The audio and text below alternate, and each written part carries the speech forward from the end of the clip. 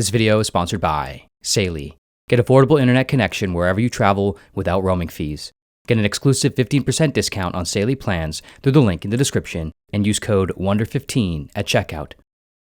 The following is an allegorical interpretation of a thought experiment posed by 17th century philosopher Blaise Pascal, which reveals something simultaneously profound and deeply unsettling about the modern world.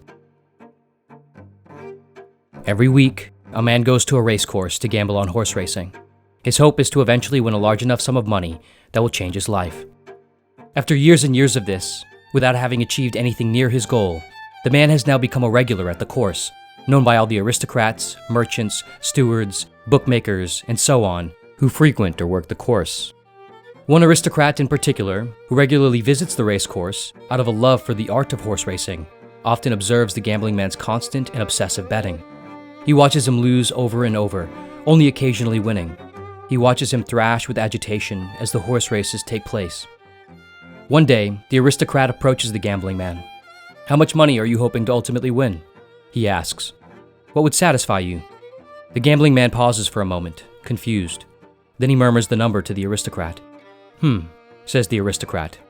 He reaches into his waistcoat pocket and pulls out a large sack of coins. "Here, there is your money," the aristocrat continues. The gambling man stares down at the coins, his eyes widening and lighting up. "But," continues the aristocrat, "you can never gamble here again, okay? In fact, you can never gamble anywhere. I know of every race course, tavern, inn, house, club, none of them." "Why?" asked the gambling man. "Firstly, you're missing out on the beauty of these races and games. Secondly, if you gamble again, you will surely lose my money, and my money does not go to waste." Dumbfounded but elated, the gambling man agrees. Several weeks go by, and the gambling man can no longer take it. He is miserable. He got what he was gambling for, but something is missing. Soon, he returns to the race course, approaches the bookmaker's counter, and asks to place a bet. "I can't," says the bookmaker. "You agreed to the aristocrat's terms. I cannot participate in breaking them." "Please," says the gambling man. "You can play, but you can't bet actual money, and I can't let you win," the bookmaker responds. Desperate to do something, to play again, the gambling man agrees. Every week, he returns to the race course and places fake bets, knowing full well that he will not win anything.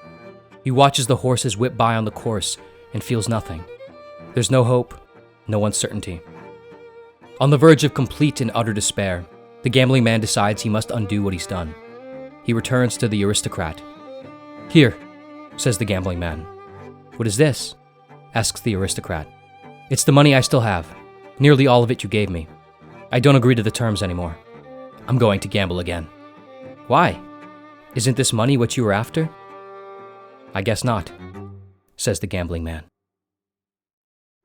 In Pascal's book, Pensée, he uses this thought experiment to explore what he believed to be humanity's greatest plight: boredom. For him, most human activity is a result of a kind of existential boredom. More specifically, the result of our intense repulsion of boredom. Boredom creates space for us to think and feel fully and without distraction. It allows us to see and know the wretchedness of our condition. According to Pascal, we loathe this experience. We refuse to confront the realities of our being. And so, we agitatedly do and pursue things, creating distractions and problems to occupy ourselves away from ourselves. Pascal writes, "All of humanity's problems stem from man's inability to sit quietly in a room alone." As a result of this, for Pascal, it's rarely the outcome of our endeavors that we are truly after. As illustrated with the gambling man, we don't really want the outcome to materialize fully. This would destroy the point. Rather, what we really want is to occupy ourselves in the service of obtaining some outcome that is possible but uncertain. It's the continued potential for obtaining something and the belief that obtaining it will benefit or satisfy us that keeps us satisfied. In plain terms, we gamble or do things that fit this gambling pattern because we are trying to continually escape ourselves, our boredom, and our awareness of our condition. In the words of Dostoevsky in The Gambler, "Gamblers know a man can sit for almost 24 hours at cards without looking to right or to left." Gambling away the modern world. Gambling has never been more popular than it is today. It's estimated that around 1.6 billion people worldwide gamble regularly, and over 4 billion people gamble at least once every year. That's over 50% of the global population. This increase has seen its biggest ramp in the last 30 or so years, with both the internet and smartphones creating unprecedented accessibility. Among many other things, we now indulge in our impulse toward escapism through gambling and media at obscene scales.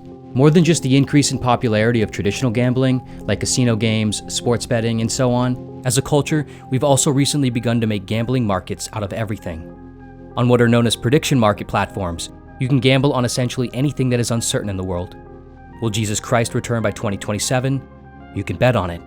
How many starving children are there in a particular war zone? You can bet on it. Will a nuclear weapon detonate by June of this year? Will a political figure wear a certain color tie or name a country a certain number of times in a speech? You can bet on it. Will some influencer do some influencer thing? You get the idea.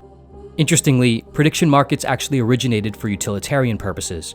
Launching in 1988 at the University of Iowa, researchers used experimental prediction markets to try to determine the accuracy in foreseeing political events when individuals were financially incentivized to predict correctly.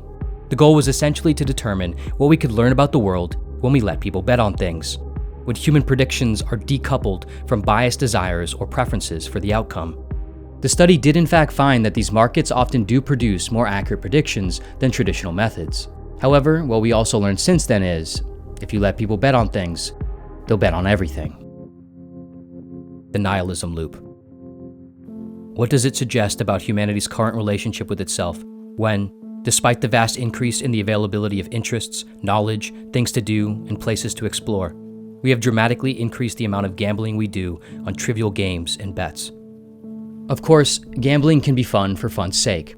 Like anything else, it can be done without having broader or deeper implications. In its most basic form, there is, arguably, nothing inherently wrong with gambling.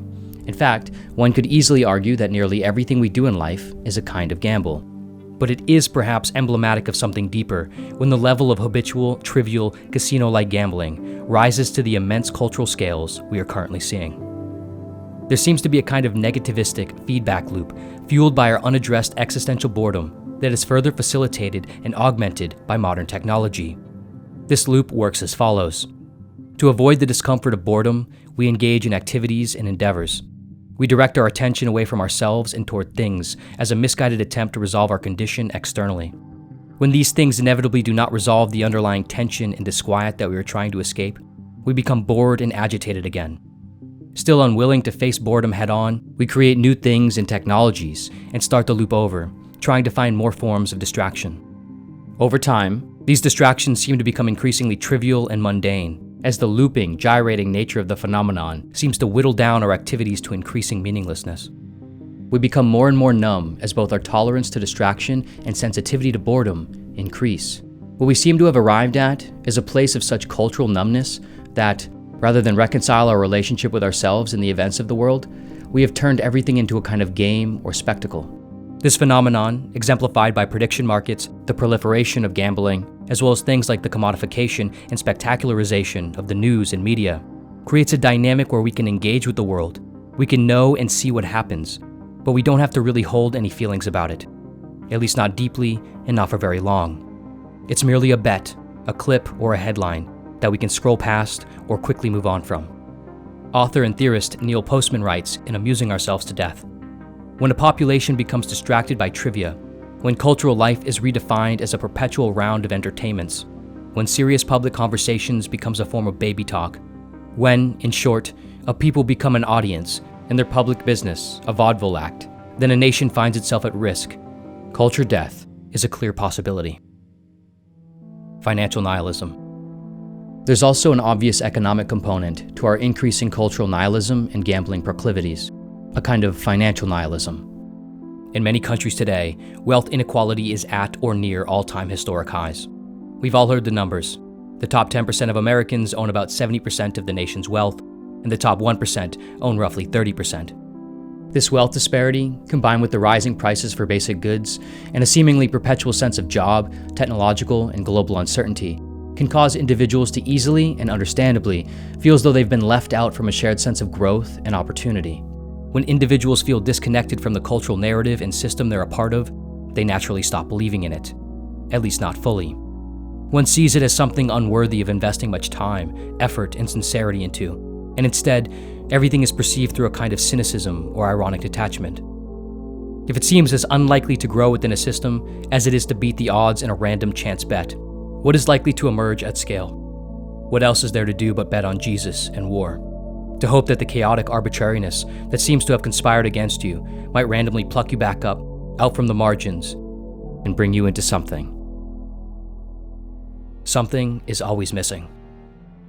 Even in the best of cases, what we see from the winner's circle of the modern world's casino is mostly only the bright neon lights of more casino games. After a certain point, winning doesn't do anything. The prize money doesn't satisfy. The gambling man in Pascal's thought experiment shows us this. It is not winning, it is not losing. It is the hope and uncertainty we experience in the games we choose to play. And so, what seems to matter is this: wisely choosing what games we play and how. Each of us have a choice in whether we keep playing games or not. And each of us have a choice in what kind of games we play and what bets we place. Can I fail to understand that I am a lost man? But can I not rise again? Yes, all it would take is just once in my life to be careful and patient. And that's all there is to it. All it would take is to stand firm just once, and I can change my whole destiny in a single hour, wrote Dostoevsky. Rather than the increasingly easy and accessible indulgences of trivial things, perhaps the true gamble in life is betting on something hard, something sincere, something that one truly cares about, despite odds and despite the system in which one exists. This requires sitting with boredom. It requires understanding more about what it is that we are always trying to escape or cover up. It requires self-knowledge and the embrace of our condition, through which, hopefully, eventually, we find what matters to us deep down. And through this sincerity and depth, perhaps we win the great wager of life, even if we ultimately lose. Whatever games we choose to play and whatever bets we choose to place in life, if we're lucky, we'll find ourselves able to explore the world and travel to different countries. Of course, in the modern world, staying connected to friends, family, work, and our interests, wherever we are, is simultaneously essential as well as expensive and convoluted. This video sponsor, Saley, a new eSIM service app, solves all of this and makes staying connected simple and convenient. I'm hoping to do some international traveling myself coming up this summer, but doing so requires that I still have the ability to maintain connection with my work. This means I'll need data on my phone. However, I loathe dealing with trying to obtain a local SIM card at the airport, and getting them from random stores or vendors can put you at risk of scams. Saley, however, allows me to download the app once at home, install the eSIM, prepay and pre-plan, and I'm done. Just a couple minutes of prep, and it will activate instantly after I land. This gives you full access to the internet in over 200 countries without exorbitant roaming fees and without having to search for Wi-Fi in unknown places. Not only can you maintain connection easily and affordably, but with Saley's security features, you can also browse more securely, change your virtual location, block malicious ads, and stay safer with web protection. All Saley eSIM plans are compatible with iOS and Android devices, and if there's any reason your device is not compatible, Saley will provide you with the full refund, so there's no risk in trying it. If you're traveling abroad soon or plan to in the future, download Saley now and get an exclusive 15% discount on all Saley data plans through the link in the description, and then use code WONDER15 at checkout. And of course, as always, thank you so much for watching in general, and see you next video.